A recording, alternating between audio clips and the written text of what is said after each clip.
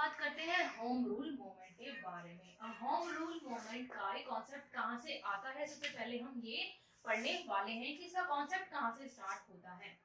तो न्यूयॉर्क में एक थियोसॉफिकल सोसाइटी थी जो धर्म, ज्ञान या आत्मकथा या जो भी आत्मा की शांति होती है, इस तरह की कुछ चीजें जो है लीड किया करती थी।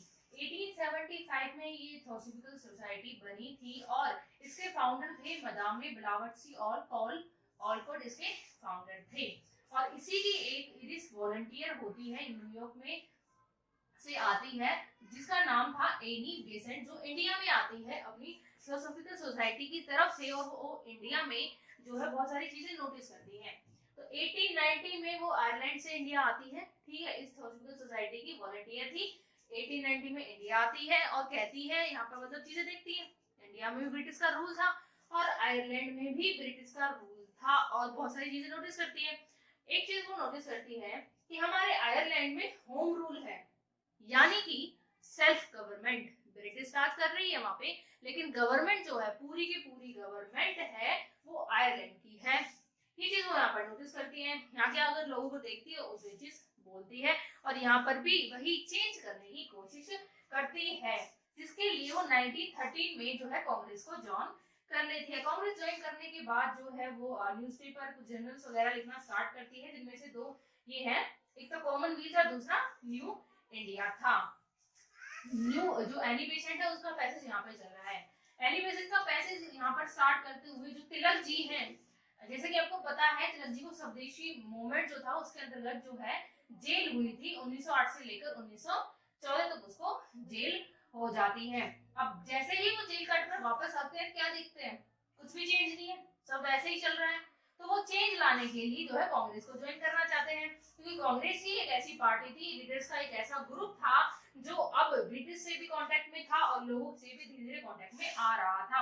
लेकिन मॉडरेटर, क्योंकि हमारे तिलक जी तो एक्सट्रीमिस्ट से बिलोंग करते थे ना, और एक्सट्रीमिस्ट और मॉडरेटर्स की बनती नहीं थी, तो तिलक जी को मॉडरेटर्स बना कर देते हैं। किसकी वजह से, जो वो शू इंसिडेंट हुआ था, कब हुआ था, जब ये अपना प्रेसिडेंट बनाने की कोशिश कर रहे थे, और सूरत में जो हुआ था, सूरत में सेशन हुआ था, तो उस समय प्रेसिडेंट नहीं बनता है, तो गुस्से में आकर शू इंसिडेंट जूता फेंक मारते हैं मॉडरेटर्स पे। मॉडरेटर्स कहते हैं तुम वही हो जिसने जूता फेंक के मारा था हम पे, एंट्री नहीं दे रहे हम तुम्हें, एंट्री नहीं मिलती है। तो आपको यहाँ पर पता है 1913 में एनी बेसेंट आ गई है, तो एक एनी बेसेंट ही एक ऐसी व्यक्ति थी जो उन्हें एंट्री दिला सकती थी, और ये चीज तिलक जी इस चीज का फायदा उठाते हैं और एनी बेसेंट से हेल्प की मांग करते हैं कि आप हमें जो है कांग्रेस में एंट्री दिलवा दीजिए, क्योंकि वो एनी बेसेंट जो है वो कांग्रेस की अब मेंबर बन चुकी है। तो सबसे पहला वो जो एनी बेसेंट होती है, ट्राई करती है तिलक को कांग्रेस में एंट्री दिलाने के लिए, मद्रास सेशन में 1914 में हुआ था, फेल हो जाती है, नहीं देते मॉडरेट से एंट्री, कोई बात नहीं। फिर दोबारा ट्राई करती है बॉम्बे सेशन में, और यहाँ पर वो सक्सेसफुल हो जाती है तिलक जी को एंट्री दिलाने के लिए।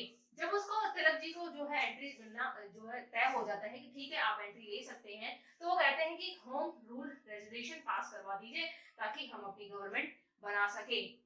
लेकिन ये फेल हो जाता है। अब ये फेल हो जाने के बाद जो है होम रूल एक लीग बनाई जाती है, इसी परमिशन कांग्रेस से लेते हैं कि चल ठीक है कोई बात नहीं, आप हमें नहीं रेजोल्यूशन पास कर रहे हैं, तो एक लीग बना दी जाए जिसके जरिए हम ये चीज जरूर पास करवाएंगे, हम अपनी गवर्नमेंट जरूर बनवाएंगे। तो जैसे ही वो ये लीग बनती है, तो तिलक अप्रैल 1916 से जो है स्टार्ट कर देते हैं इस लीग के जरिए लोगों को जो है बिठाना, उनको समझाना और अपना प्लान उनको बताना स्टार्ट कर देते हैं। तो सबसे पहले फैलता है कर्नाटक, महाराष्ट्र और सेंट्रल प्रोविंसेस में, ये उनका आइडिया जो है वो अपना शेयर करना स्टार्ट कर देते हैं। उसके बाद एनी बेसेंट भी सितंबर 1916 में मद्रास और बाकी के जगहों पर जहां पर वो जा सकती थी वहां पर स्टार्ट कर देती हैं, और जो थियोसॉफिकल सोसाइटी के जरिए वो इंडिया में आई थी, जो आइडिया लेकर वो इंडिया में आई थी, वो भी स्टार्ट कर देती है और अपना जो है हेड ऑफिस बना लेती हैं। अब बात करते हैं कि जो सोसाइटी मतलब जो लीग उन्होंने बनाई थी जिसका नाम था home rule permission. Home rule कहाँ से आया था, होम रूल का जो पॉइंट है वो एनी बेसेंट लेके आई थी, जो कि इरिश वॉलंटियर थी और थियोसॉफिकल सोसाइटी की तरफ से आई थी। अब यहाँ पर हम ये पढ़ने वाले हैं कि क्या डिमांड इन्होंने रखी थी होम रूल लीग के अंदर।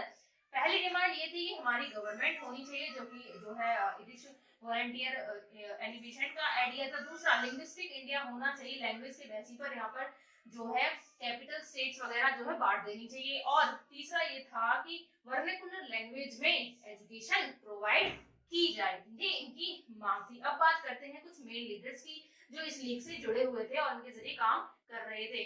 मोतीलाल नेहरू, जवाहरलाल नेहरू, सीआर दत्त जो कि बहुत बड़े लॉयर थे, जिन्ना भी इसमें यहाँ पर जुड़ गए थे, एम मालवीय भी यहाँ पर जुड़ गए थे और लाला लाजपत राय भी अब इसमें यहाँ पर जुड़ गए थे। होम रूल जो लीग बनी थी वो आपको पता है एनी बेसेंट के जरिए जो है तिलक जी एंट्री लेते हैं और दोनों मिलकर होम लीग बनाते हैं और इसके द्वारा जो है काम स्टार्ट कर देते हैं कि हमें भी अपनी सेल्फ गवर्नमेंट बनानी चाहिए। तो इसके कुछ पॉइंट्स हैं जैसे कि सोशल रिफॉर्म्स यहाँ से स्टार्ट हो जाते हैं। अवेयरनेस अबाउट सेल्फ गवर्नमेंट किसके जरिए होती है? सॉन्ग्स के जरिए, सॉन्ग्स गाकर लोगों को बता रहे होते हैं, न्यूज़पेपर में अपने आर्टिकल्स लिखकर लोगों को बता रहे होते हैं कि हमें सेल्फ गवर्नमेंट की मांग करनी चाहिए। कॉन्फ्रेंस और पब्लिक मीटिंग भी की जाती है ताकि ज्यादा से ज्यादा लोगों तक अपनी बात पहुंचाई जा सके। किसकी? सेल्फ गवर्नमेंट की।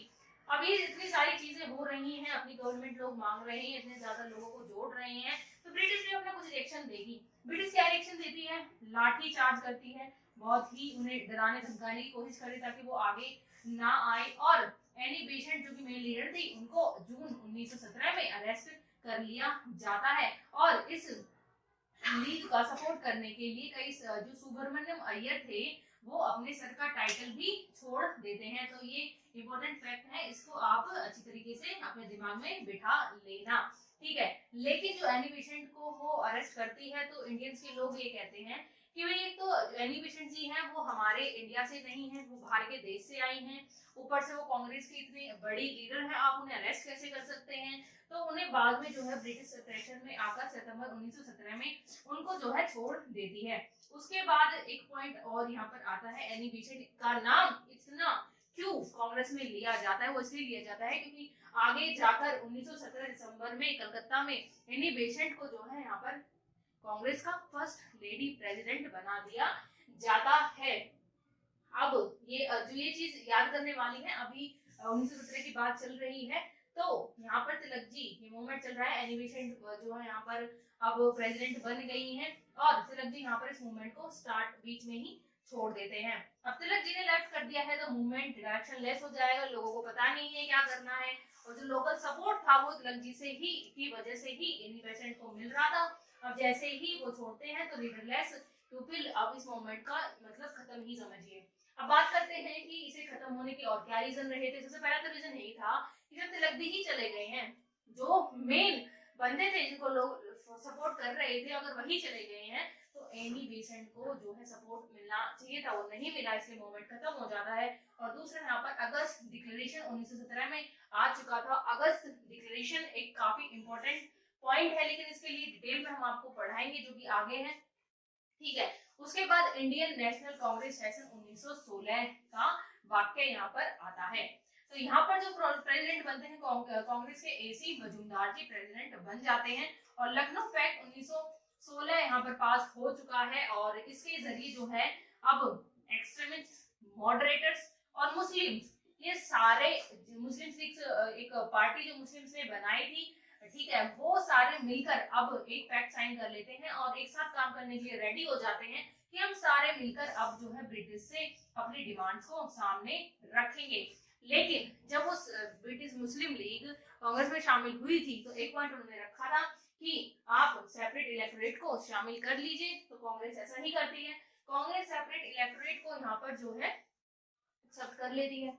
अब उन्होंने सेपरेट इलेक्टोरेट एक्सेप्ट कर लिया तो सीधी सी बात ये है कि उनके दिमाग में जो एक बात थी कि मुस्लिम्स को ये नहीं समझते हैं, मुस्लिम अलग कम्युनिटी है, वो चीज यहाँ पर क्लियर हो जाती है जब कांग्रेस सेपरेट इलेक्टोरेट को एक्सेप्ट कर लेती है कि टू नेशन थ्योरी, यानी कि मुस्लिम्स एक अलग नेशन को बिलोंग करते हैं, वो एक अलग कम्युनिटी को बिलोंग करते हैं, वो हिंदू जैसे नहीं है, वो अलग है। तो इसी के साथ हमारा होम रूल जो मूवमेंट था, जो लेक्चर था, वो खत्म होता है। Thanks for watching. अगर कोई भी पॉइंट ना समझ आया तो कमेंट करके हमसे पूछ सकते हैं।